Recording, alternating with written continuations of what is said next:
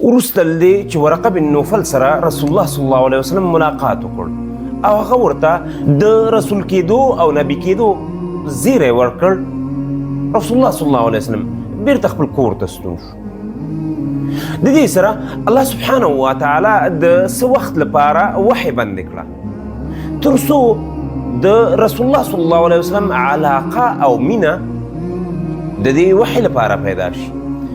رسول الله صلی الله علیه وسلم ډیره تلوسه د دې وحی لپاره پیدا کړه او دا یې غوښتل چې کاش کې دا حالت بیا راشي، اگر چې دا حالت ډیر دروند او سخت و.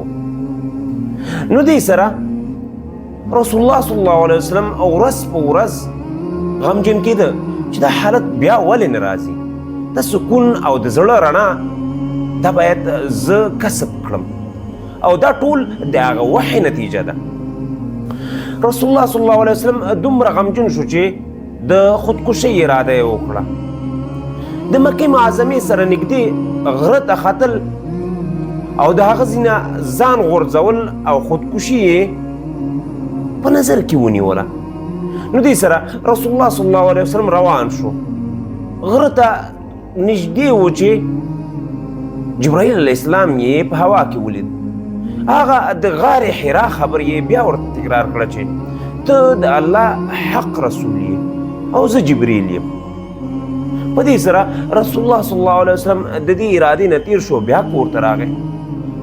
بیا چې یو ورځ دوه ورځ تېرېده نو بیا رسول الله صلی الله علیه وسلم د خودکشۍ په اراده هغه غره ته خته.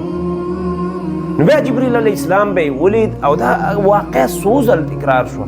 په دې کې الله سبحانه وتعالی بیا ورته وحی ولېږله او د سورة مدثر دا څو آیاتونه چې یا ایها المدثر قم فانذر وربک فکبر، دا شپږ اووه آیاتونه یې په رسول الله صلی الله علیه وسلم باندې نازل کړل.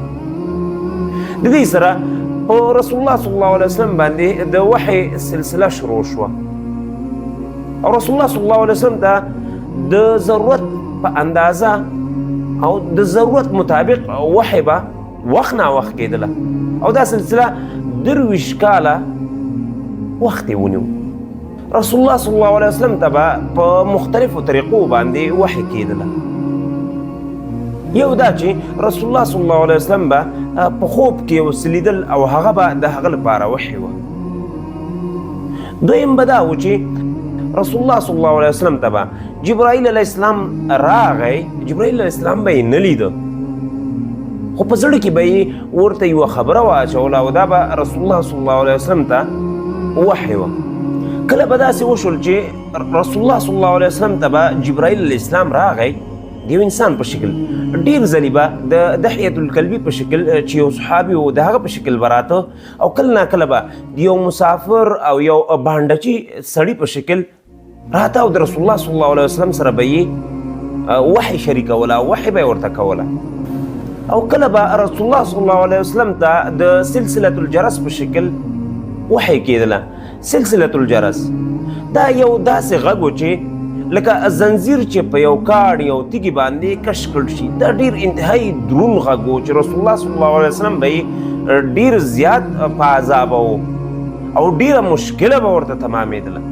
دغه غږ دومره دروند و، دا وحی دومره درنه وه چې رسول الله صلی الله علیه وسلم به ډېر ځلې په ژمي کې خوله کېده او خوله به ترې راتله د دې وحی د دروندوالي په سبب.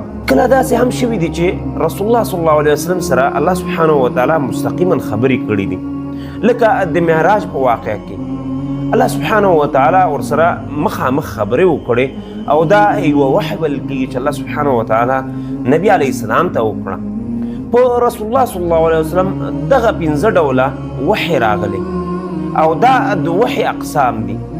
دا چې د رسول الله صلی الله علیه وسلم د نبوت په سلسله کې نور څه واقعات راغلل او څه به پیښیږي په راروان ویډیوګانو کې به پرې بحث کوو. تر بلې ویډیو د الله په امان. السلام علیکم ورحمة الله وبرکاته.